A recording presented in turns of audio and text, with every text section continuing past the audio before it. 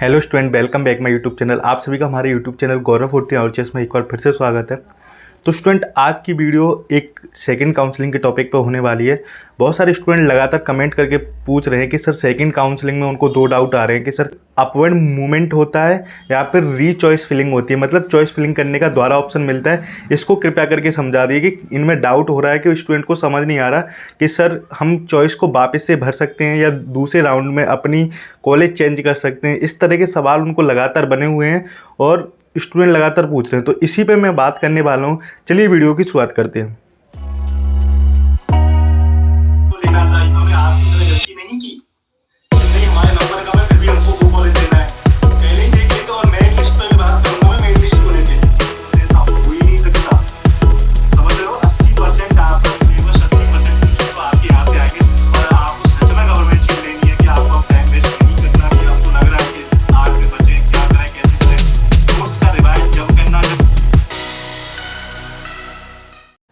तो स्टूडेंट, सबसे पहले मैं बात करूंगा कि अपवर्ड मूवमेंट नाम की कुछ चीज़ होती है या नहीं होती।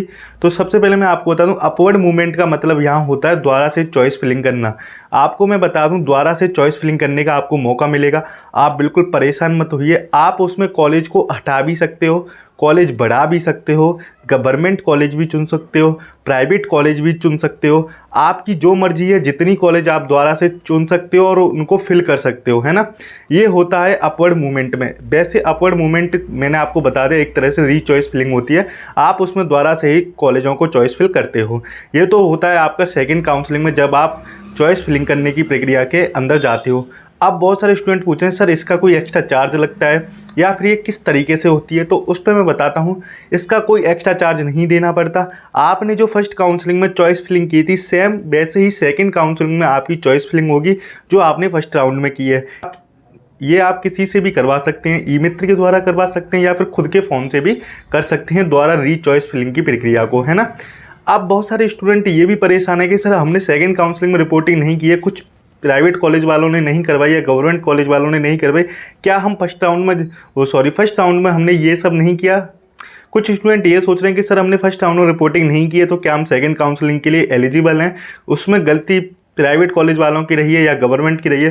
तो देखो, सभी स्टूडेंट एक बार RUHS के जो हेल्पलाइन नंबर है उस पर मेल कीजिए और कंप्लेन कर दीजिए, जो हेल्पलाइन नंबर मैंने आपको दिया था, जिससे ये हो सकता है कि जिन्होंने नहीं की वो आगे फर्दर सेकंड काउंसलिंग के लिए एलिजिबल हो जाएंगे, क्योंकि उनमें गलती आपकी नहीं है, उसमें गलती उस प्राइवेट कॉलेज की है, उस गवर्नमेंट कॉलेज की है जिसने रिपोर्टिंग नहीं की।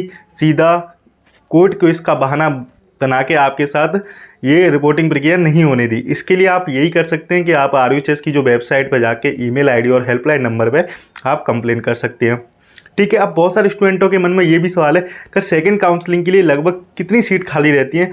तो आपको पता हो, गवर्नमेंट सीट जो टोटल 1230 या 1200 कुछ है, उसका आप 10 से 15% निकालोगे तो लगभग 180 या 200 सीट्स खाली रहती है टोटल सभी कॉलेजों में मिला के, जो भी ओल्ड न्यू और प्रीवियस कॉलेज हैं। तो अब सोच लीजिए, गवर्नमेंट सीट्स की संख्या 200 से 250 बची है, बाकी ऑल ओवर जितनी सीट्स थी वो फिल कर दी गई हैं। बस 200 से 250 सीट्स ही रहती हैं गवर्नमेंट, जिन पर स्टूडेंट का ट्रांसफ़र होने वाला है या फिर उनको दोबारा कॉलेज मिलेगी।